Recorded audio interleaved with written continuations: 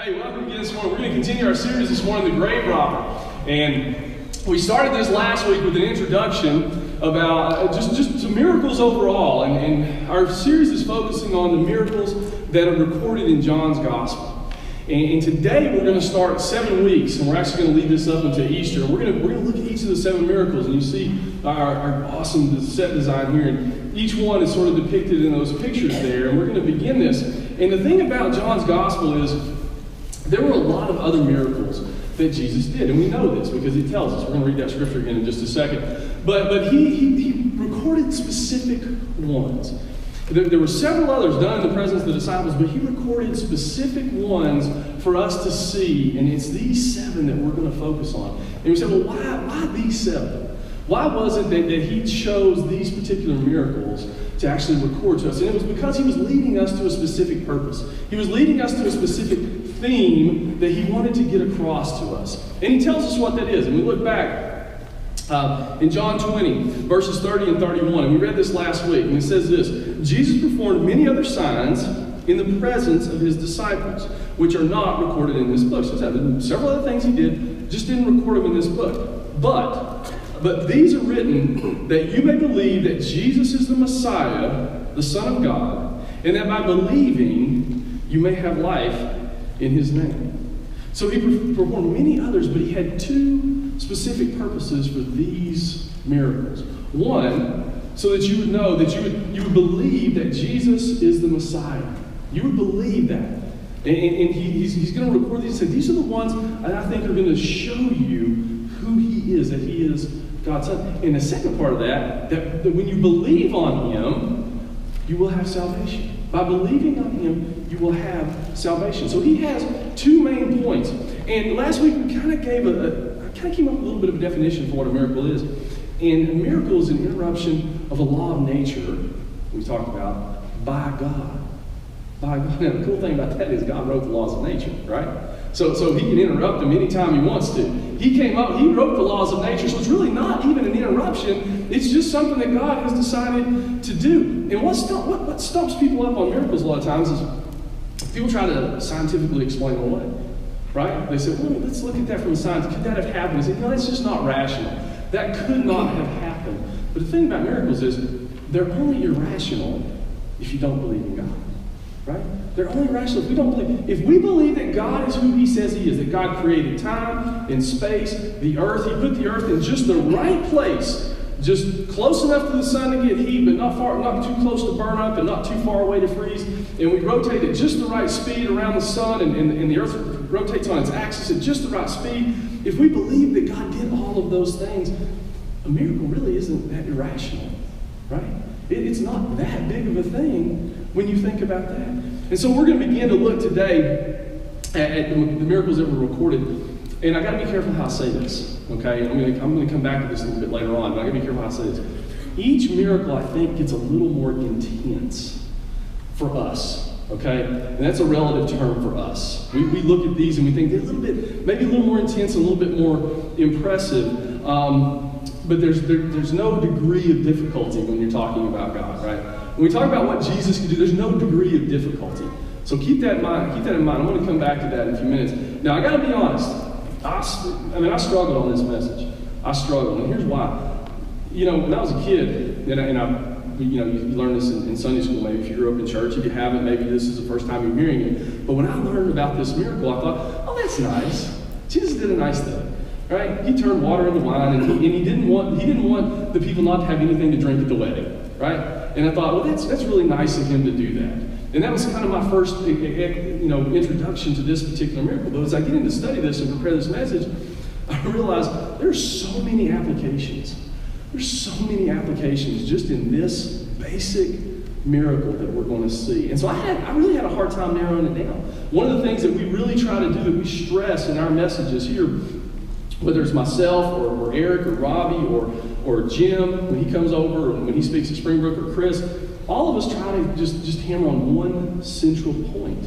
We're one point message, folks, right? Because I don't want you to, you may do this anyway. You may walk out here and think, well, what's he talking about? But I want you to just have one thing to think about when you leave here. And this was hard. It was really hard to narrow this one down. This is really the beginning of Jesus' public ministry, even though it really wasn't that public. It's a really cool thing about this miracle. And you're going to see this. This is the beginning of what we consider his public ministry, but there were people at the wedding, they didn't even know what happened. They didn't even know that this miracle took place. They had no idea. It was so low key. And there were only a few people that actually knew what he had done. So we're going to go through this now. We'll try something a little bit different.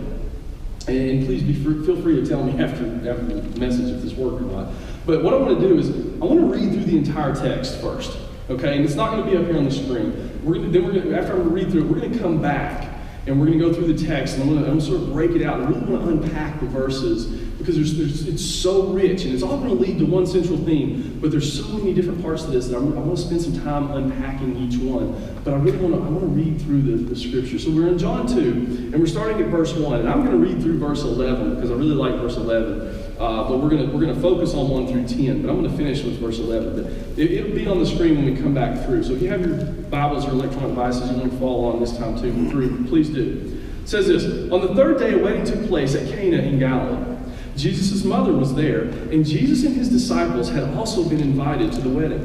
When the woman was gone, Jesus' mother said to him, "They have no more wine." "Woman, why do you involve me?" Jesus replied. "My hour has not yet come." His mother said to the servants, "Do whatever he tells you." And nearby stood 6 stone water jars, the kind used by the Jews for ceremonial washing, each holding from 20 to 30 gallons. Jesus said to the servants, "Fill the jars with water." So they filled them to the brim. Then he told them, "Now draw some out and take it to the master of the banquet." They did so, and the master of the banquet tasted the water that had been turned into wine. He did not realize where it had come from, though the servants who had drawn the water knew. Then he called the bridegroom aside and said, "Everyone brings out the choice wine first, and then the cheaper wine after the guests have had too much to drink. But you have saved the best till now." What Jesus did here in Cana of Galilee was the first of the signs through which he revealed his glory, and his disciples believed in him. We call them miracles. John calls them signs, right? We see that a lot. John calls them signs, meaning there's something special about what happened. There's some great message behind each of these actions, and that's why he uses that term signs. So that's the miracle as a whole, right? So he comes to the wedding, and now he's turned water into wine, and everybody's happy that they have something to drink. But here's really, like I said, here's the really cool thing. We'll go back and unpack these verses a little bit at a time. And I think we're going to find some amazing applications for us in our lives. So, now we'll put them up on the screen. We'll go through. So beginning in the first 2 verses, it says this: on the third day, a wedding took place at Cana in Galilee. Jesus' mother was there, and Jesus and his disciples had also been invited to the wedding. Jesus was a sociable person, right? He was a social person. When we read this, Jesus didn't hole himself up right in the temple and just kind of teach to those people that showed up. Jesus was always out among people. He wasn't a recluse. He liked being around people. And so it's not crazy to see him hanging out this wedding and being around people and being sociable in this particular setting. But here's a key that I don't want you to miss in this particular section of verses. Jesus was invited to the wedding. Now, some theologians say, it was a relative of Jesus' mother, or just a close friend, or maybe she had something to do with putting the wedding. I'm not really sure about all that, but we do know that she had some relationship with the people, and they invited her, and maybe they just thought, well, all right, let's invite her son, that Jesus guy. He'll probably bring, those guys he's always hanging around with, so we'll have a few more people at the wedding, but it'll be okay. And they may have thought that when they invited her, but here's the key. Jesus was invited to the wedding. And I'll bet, even though some of them didn't know it, I bet they were really happy that they invited Jesus to that wedding because of what ultimately will take place. For us, by inviting Jesus into our lives, we're taking that first step. We're taking that first step in a relationship with Christ. Just as Jesus was invited to the wedding, when we invite Jesus into our lives, incredible things will happen. In fact, We see people who invite Jesus into their lives have amazing things happen in their lives every day. Every day. But it's at that invitation. And ultimately, we know how the story ends at the wedding. Ultimately, they are taken care of. This amazing thing happens simply by taking that first step in inviting them. So they've invited Jesus to the wedding. Then we go on and we see the problem in verse 3. We see the problem come up, and this is what it says. When the wine was gone, Jesus' mother said to him, "Have no more wine." Now, this is a huge social issue, okay, at this particular time. Huge social issue. We don't know exactly, how the wedding, like, when the minister came up and all these things. But there was a lot to these weddings. For instance, the groom and his family would start at their house, and they would have this big processional up to the bride's house, and they would get the bride, and they would bring her back, and they would start this big party, this big celebration. It could last 5, 6, 7 days. And you had to be prepared. You had to provide the food and the drink for that party. We think weddings are expensive now, right? I mean, you got a one day party, right? This was 7 days. And it was a huge, huge social embarrassment if you ran out. So this is a big deal. Okay? Now some people argue that when Jesus' mother comes to him, so there's two sides of this argument. I'm not going to get into all this, but I'm going to give you the two sides of it. Some people think that she was actually asking for a miracle. And some people think that some theologians say, well, no, he wasn't really asking for a miracle. But here's what we do know. Okay, here's what we know. She knew there was something special about Jesus. She knew that. But remember, until this time, she hadn't seen him do any miracles. No one had seen him do any miracles. She didn't know. She didn't know what he could do because she hadn't seen it, but she knew. She knew he was special. And she thought, he can help. She didn't know how, but she knew he could help. So Jesus is invited to the party. There's a problem, and then Jesus' mother, someone brings the problem to Jesus and lays it there. And then we get to verse 4, and this is really a pivotal verse in the whole thing. And it says this, "Woman, why do you involve me?" Jesus replied, "My hour has not yet come." Now, this verse is kind of a separation. Okay, it begins kind of a separation. This is not only Jesus' first public ministry, but this is where Jesus kind of begins to separate himself from who he was as an earthly son to his mother, to a heavenly son to his heavenly Father. This is where that separation kind of begins. I mean, his ministry had really sort of begun with John's baptism, right? That's where he had been when John had baptized him. But now he's going to begin to do things. And when you look at that term, and we have to look at the original language here. When he says woman, this is not a disrespectful term, right? I mean, we look at it in our context, and sometimes we say, well, it's disrespectful. That is totally not how this was. As a matter of fact, he addresses her again as woman later on in John, in chapter 19, when he's actually on the cross. But what this is it's a term of separation. He's beginning to separate himself from her as his earthly mother. His time, see, from the time that he was from 12 to about 30, he had worked as a carpenter, and somewhere along here, Joseph had died. His father had died, his earthly father had died, and so he was taking care of the family, right? And he was doing he was a dutiful son, so he was doing what his mother asked. But at this point, he has to begin to create a separation. So it is not at all a disrespectful term. He's basically announcing that his time following his earthly mother is over, and now it's time for him to live only according to his heavenly Father. So he's creating distance. And that phrase, "why do you involve me?" that phrase actually in the original Hebrew is used 2 or 3 other times in the scriptures, and it adds to that separation. And so when I say this verse is pivotal, it's pivotal in looking at where he was and now where he's going to begin moving. And he says, "My hour has not yet come." You hear this term again when he's speaking to Judas later on before his crucifixion. And his ultimate hour, his ultimate time of glory is the death on the cross and his resurrection. And he's saying to his mother, my hour has not yet come, but it will. So then we move to verse 5. And here's a really cool thing. And this is something for us that is so hard. And this is what it reads. His mother said to the servants, do whatever he tells you. She leaves the request in his hands. Jesus has been invited in. A problem has been identified.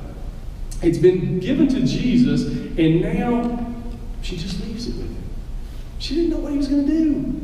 She didn't know. She didn't know he was going to do a miracle. She didn't know he was going to do anything. But what she did know was she could leave it with him. And he would do the right thing. He would do what needed to be done, regardless of what that is. But the thing is, nobody's going to set, and this is what we have a problem with, nobody's going to set times. Nobody's going to add to Jesus' calendar. Nobody's going to put that on his day planner, right? Jesus' time, God's time is his time. And he doesn't say no, right? He didn't say no that he wasn't going to do anything. He didn't just turn her down. He just said, my hour has not yet come. So she just says, okay, I trust you. I'm going to give it to you, and I'm going to let you decide what it is that you want to do. Man, how hard is that for us? How hard is that for us today? We see a problem, we bring it, and then we want to worry, right? We want to wait. We want to say, I wish he would just do something now. And we're afraid. We're afraid that nothing's going to happen. We're afraid to turn it over to God's plans. So we got to this point. We've turned it over. And then we see what happens. Verse 6. Nearby stood 6 stone water jars, the kind used by the Jews for ceremonial washing, each holding from 20 to 30 gallons. Jesus said to the servants, fill the jars with water so they filled them to the brim. Then he told them, now draw some out and take it to the master of the banquet.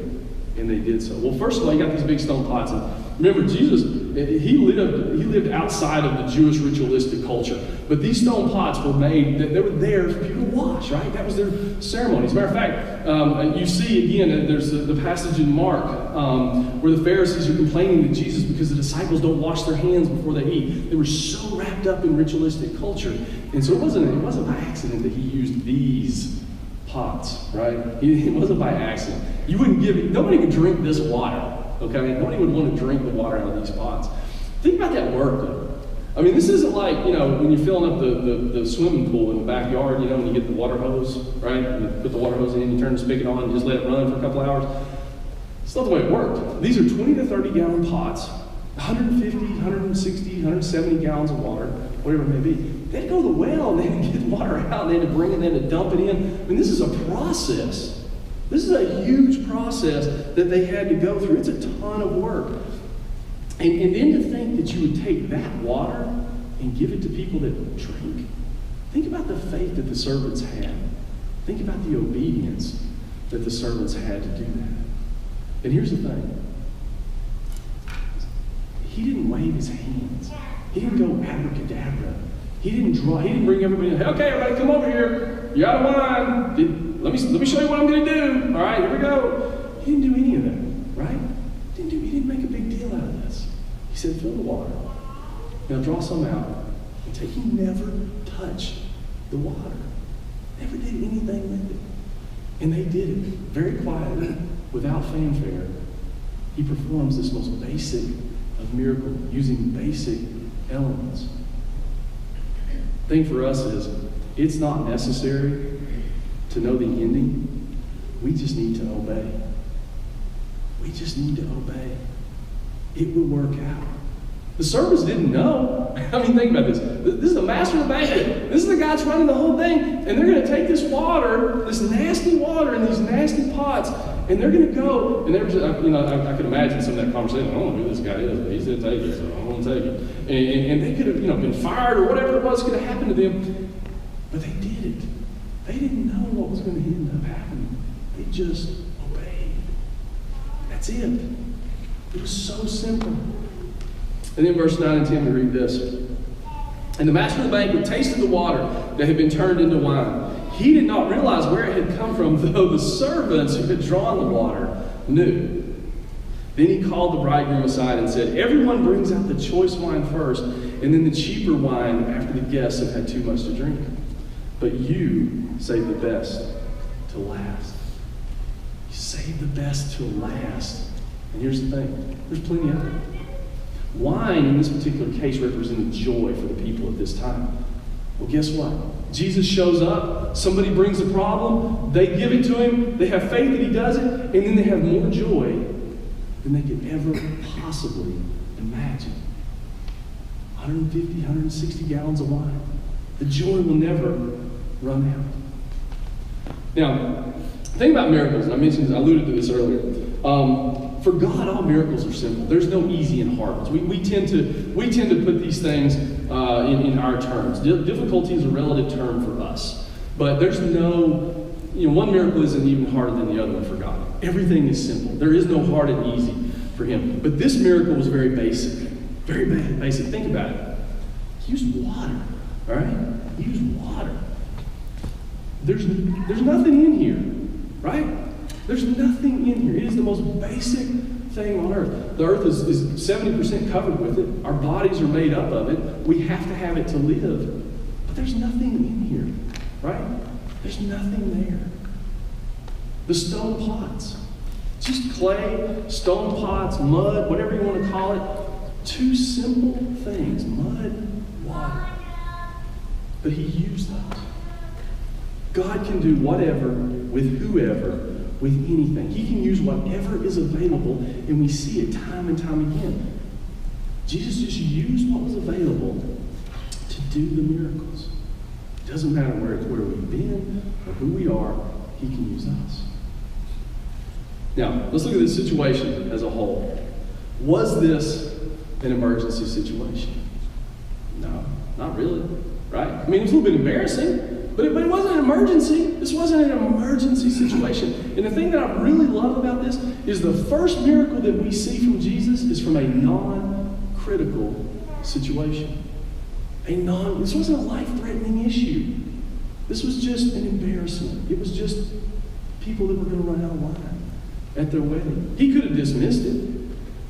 He could have just said, wine's gone. Come on, guys, let's get out of here. Party's over. Take it off.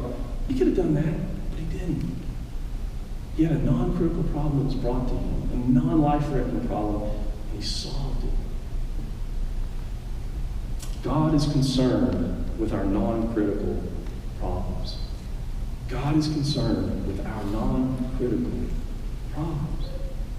We can bring whatever we need to bring to God, and he will listen. I think sometimes, we tend to have this picture of God sitting in heaven at the big desk, right? He's got a big desk, he's got all these phones, right? And all the prayer requests are coming in, and we think, he's answering all these phones, and he's answering all these requests, and we think sometimes that God, I just can't bring that little thing to God. He's got so much bigger stuff to worry about than my little problem. But that's us trying to put God in an earthly box. That's finite humans trying to define an infinite God. Don't put him in that box. God's never overtaxed. He's never too busy. He's never got too much on his plate. There's never a point where he's like, I just can't handle this. We get overwhelmed with problems. We get overwhelmed with stress and anxiety. God doesn't. He doesn't. He's not like us. His power and love are beyond our understanding, and they are without end. Think about that again. His power and his love are beyond our understanding, and they are without end. It doesn't matter. It doesn't matter what the problem. It doesn't matter the emptiness. It doesn't matter the disappointment, because here's our bottom line, and it's this. Jesus brings fullness where there is emptiness and joy where there is disappointment. There's no qualifications there. There's no qualifications. It's not. We don't say it has to be this bad or this big or this great. He brings fullness wherever there is emptiness, and he brings joy wherever there is disappointment. It doesn't matter how big or how small. This was not an emergency. The couple would have been disappointed, but it wouldn't have been the end of the world. But Jesus took the time to do this. So how do we get to this place? Well, just look back at the story. Look back at how we broke down the story. Think about it. We invite Jesus into our lives. We bring your concerns to him. You obey what he has to say. And then you trust Jesus. All four of those elements are seen in this story. And look at the amazing thing that happened just by doing those four things. Inviting, bringing your concerns, obeying, and then just trust. The guys just went and got the water, and they took it to the master of the banquet. They just trusted. They just did it. Here's the thing. Faith is best exhibited through obedience. Faith is best exhibited through obedience. When we obey what God has to say, it shows our faith. It is showing that we trust Jesus to do what is needed in our lives, even though we might not know the outcome. He used water and stone pots, simple instruments. He can use us if we obey him. The simplest of instruments. Now, some of us have searched and found earthly happiness, but really, we're empty, right? I mean, some of us have searched and worked. We tried to have, the great job and the house and the money and all these things, but we find that we're empty. We've achieved those things, but it's just not there for us. Some of us have searched for earthly happiness and have never found it. We're still looking. We're still trying to find what it is that's going to make us happy. Some of us are trying to dictate to Christ what we want to do. And so we're letting all of our circumstances control us. But it won't be our circumstances that brings us joy. It will only be Christ. Whether we found earthly happiness, whether we haven't found it, whether we're trying to tell Christ what we want to do, our circumstances will not dictate our joy. Only Christ. But we have to bring it to him. We have to bring it all to him. Big or small. Doesn't matter. Bring it all to Christ. It will be through trusting Jesus and following what he tells you to do that you will find peace, you will find joy, and we will find satisfaction.